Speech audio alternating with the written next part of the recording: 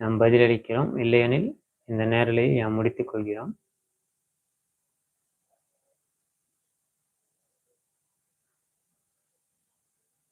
சரி, நவயிசம் என்றால் என்னவென்று மீண்டும் ஒரு முறை கூறிவிட்டு யாம் இந்த நேரலையை முடித்து விடுகிறோம்.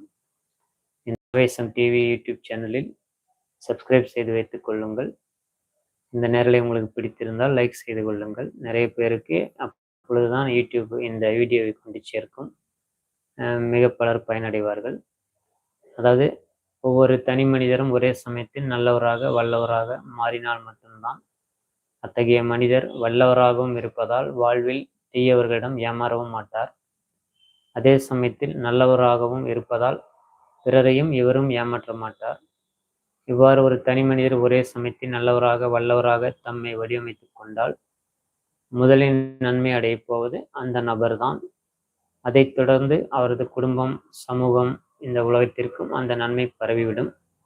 இந்த கோட்பாட்டை ஒரே சமயத்தில் நல்லவராக வல்லவராக இருக்கும் கோட்பாட்டை தான் நாங்கள் நவயிச சித்தாந்தம் என்கிறோம். இது இனம், மொழி, நாடு, ஜாதி, மதம், அரசியல், ஆன்மீகம்,